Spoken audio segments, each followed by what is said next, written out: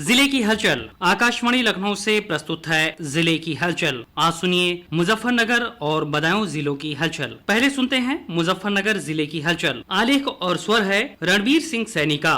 मुजफ्फरनगर जिले में इस समय गेहूं की कटाई का कार्य तेजी के साथ चल रहा है। बार बार मौसम खराब होने के कारण किसानों के सामने समस्या आ रही है। कई बार ओलावृष्टि के चलते गेहूं की फसल को नुकसान भी हुआ है। बारिश के कारण सरसों और आलू की फसल भी प्रभावित हुई है। मुजफ्फरनगर में राज्य मंत्री कपिल देव अग्रवाल ने भोपाल रोड स्थित ग्राम मखियाली चौकी के निकट भूमि पर निर्मित नए निरीक्षण भवन का लोकार्पण किया। मंत्री ने बताया कि लोक निर्माण विभाग के प्रांतीय खंड द्वारा लगभग 2,11,47,000 की लागत से निर्मित यह आधुनिक निरीक्षण भवन जनपद में आने वाले प्रशासनिक अधिकारियों, जनप्रतिनिधियों एवं अन्य सरकारी कार्यों के लिए महत्वपूर्ण सुविधा प्रदान करेगा। इससे प्रशासनिक गतिविधियों के संचालन में सुगमता आएगी और जनपद के विकास कार्यों को गति मिलेगी। श्री अग्रवाल ने कहा कि मुख्यमंत्री योगी आदित्यनाथ के नेतृत्व में प्रदेश सरकार बुनियादी ढांचे को सशक्त बनाने के लिए निरंतर कार्य कर रही है। उन्होंने कहा कि प्रदेश में सड़कों, भवनों और अन्य सार्वजनिक सुविधाओं का तेजी से विकास किया जा रहा है, जिससे आम जनता को बेहतर सेवाएं मिल रही है। मुजफ्फरनगर में शिक्षा के प्रसार और प्रत्येक बच्चे को विद्यालय में जोड़ने के उद्देश्य से स्कूल चलो अभियान 2026-27 की शुरुआत उत्साहपूर्ण माहौल में हुई। कार्यक्रम के दौरान विद्यार्थियों को पाठ्य पुस्तकें वितरित की गई और शिक्षा के प्रति जागरूकता बढ़ाने पर जोर दिया गया। इस अवसर पर कैबिनेट मंत्री अनिल कुमार ने कहा कि प्रदेश सरकार की शिक्षा के क्षेत्र में लगातार सुधार और विस्तार के लिए कार्य कर रही है। उन्होंने कहा कि गुणवत्तापूर्ण शिक्षा ही भविष्य के सशक्त समाज की नींव है और इसके लिए सभी को मिलकर प्रयास करने होंगे। राज्य मंत्री कपिल देव अग्रवाल ने कहा कि स्कूल चलो अभियान केवल एक सरकारी कार्यक्रम नहीं बल्कि सामाजिक जिम्मेदारी है। उन्होंने अभिभावकों से अपील की कि वे अपने बच्चों को नियमित रूप से विद्यालय भेजें और उनकी शिक्षा में सक्रिय भूमिका निभाएं।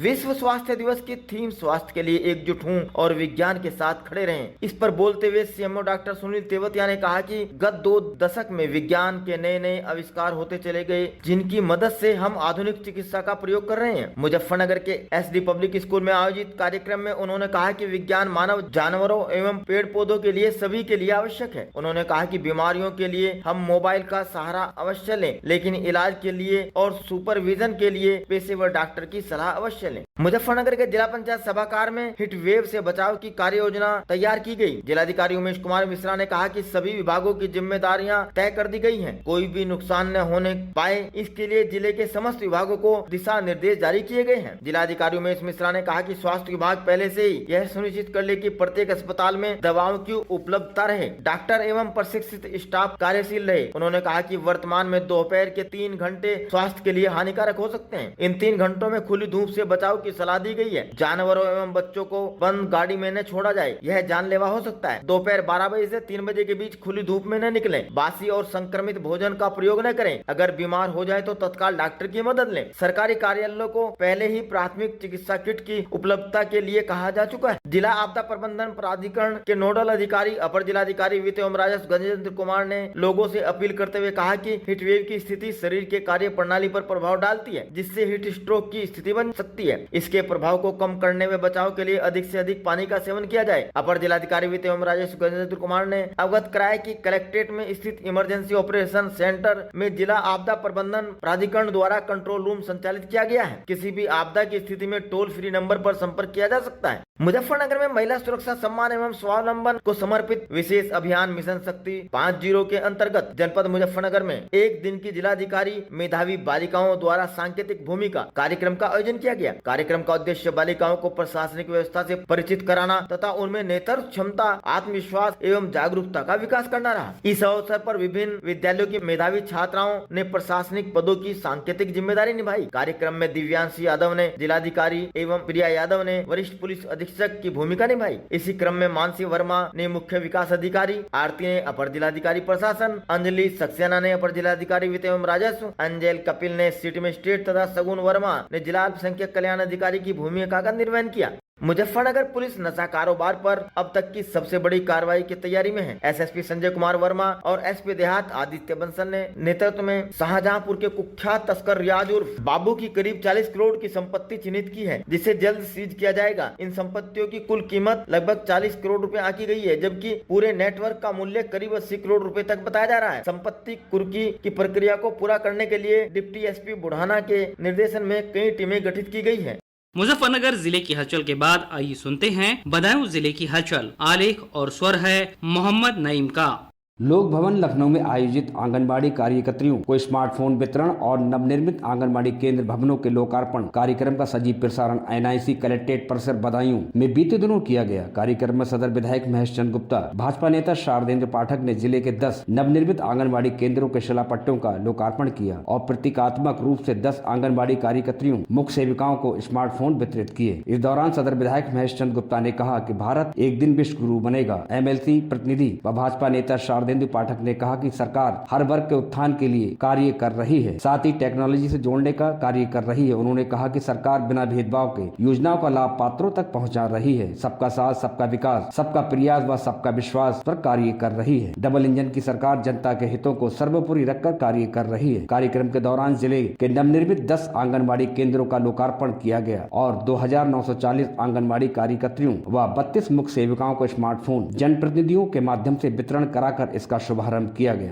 बदायूं की जिलाधिकारी अवनीश राय के निर्देशानुसार विकास भवन स्थित सीडीओ कार्यालय में बीते दिनों जिले की छोटी नदी के पुनरुद्धार और कायाकल्प के संबंध में मुख्य विकास अधिकारी केशव कुमार की अध्यक्षता में एक महत्वपूर्ण बैठक का आयोजन किया गया। बैठक में छोटी नदी के पुनरुद्धार और कायाकल्प के लिए गठित समिति के सदस्यों द्वारा प्रतिभाग किया गया। जिले में पुनरुद्धार के लिए महावा नदी का चयन किया गया है। ये नदी अमरोहा से निकलकर संबल होते हुए बदायूं जिले के विकास खंड सहसबान क्षेत्र में प्रवेश करती है, जिसकी कुल लंबाई लगभग 48 किलोमीटर है और ये गंगा घाट में मिल जाती है। इस दौरान मुख्य विकास अधिकारी द्वारा निर्देश दिए गए कि नदी का चिन्हांकन, मैपिंग, पुनरुद्धार और कायाकल्प की रणनीति कार्य योजना ग्राम पंचायत विकास योजना के अंतर्गत तैयार कर उसका अनुश्रवण सुनिश्चित किया जाए। नदी के बहाव क्षेत्र का सीमांकन कार्य राजस्व विभाग, सिंचाई एवं जल संसाधन विभाग द्वारा किया जाएगा। नदी क्षेत्र में अतिक्रमण की स्थिति का चिन्हांकन कर प्रशासनिक अमले के सहयोग से अतिक्रमण हटाने की कार्रवाई की जाएगी। सिंचाई विभाग को निर्देशित किया गया कि वर्षा काल से पूर्व सभी आवश्यक कार्य पूर्ण कर लिए जाएं। महावा नदी के किनारे निवास करने वाले समस्त नागरिकों से मुख्य विकास अधिकारी ने अपील करते हुए कहा कि उनके द्वारा नदी क्षेत्र में किसी प्रकार का अतिक्रमण किया गया है तो वो जल्द स्वयं हटा लें, अन्यथा प्रशासन द्वारा अतिक्रमण हटाकर व्यय की वसूली संबंधित व्यक्तियों से की जाएगी। बदायूं की जिलाधिकारी अवनीश राय ने जनगणना 2027 के समस्त कार्य समयबद्ध अवधि में पूर्ण कराए जाने के उद्देश्य से विभिन्न संबंधित विभागीय अधिकारियों व समस्त उप जिलाधिकारी, उप जिला गणना अधिकारियों को निर्देशित किया है। उन्होंने बताया कि स्वयं गणना अभियान 7 मई से 21 मई 2026 तक चलेगा। उन्होंने समस्त उप जिलाधिकारियों को निर्देशित करते हुए कहा कि वो अपनी अपनी तहसील क्षेत्र के अंतर्गत समस्त चार्जों द्वारा जनगणना 2027 संबंधी कार्यवाहियों का संपूर्ण पर्यवेक्षण प्रतिदिन करना सुनिश्चित करें। बदायूं जिला विधिक सेवा प्राधिकरण की सचिव कोमल श्रीवास्तव ने बीते दिनों जानकारी देते हुए बताया कि बाल देखरेख संस्थान लाडवा जिला कुरुक्षेत्र हरियाणा में निवासरत एक मूक बधिर बालक को उसके माता पिता तक पहुंचाने के लिए विभिन्न माध्यमों से प्रचार प्रसार किया जा रहा है ताकि बालक को उसके परिजनों से मिलाया जा सके। जिला विधिक सेवा प्राधिकरण की सचिव ने बताया कि ये बालक वर्तमान में बाल देखरेख संस्थान कुरुक्षेत्र हरियाणा में रह रहा है और उसके माता पिता अथवा परिजनों का पता नहीं चल सका है। ऐसे में उसकी पहचान स्थापित करने के लिए आमजन की सहायता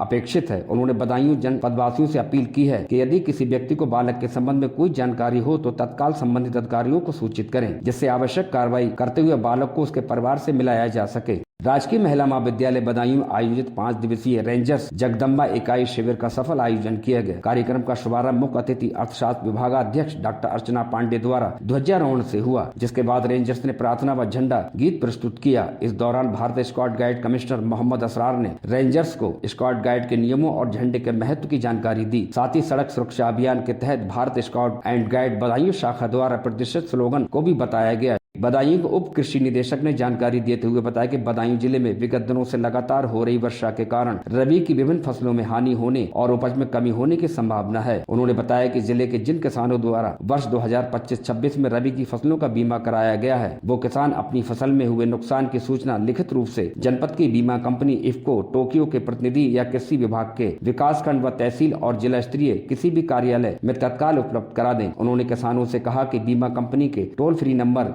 114447 पर कॉल करके भी अपनी फसल के नुकसान की सूचना दे सकते हैं। कृषि विभाग के कार्यालय में यह टोल फ्री नंबर पर सूचना देने के पश्चात फसल बीमा कंपनी द्वारा सर्वेक्षण कार्य कर वास्तविक नुकसान क्षति का आकलन कराते हुए क्षतिपूर्ति की कार्रवाई अमल में लाई जाएगी। ये था आकाशवाणी लखनऊ के क्षेत्रीय समाचार एकांश द्वारा प्रस्तुत जिले की हलचल का आज का अंक।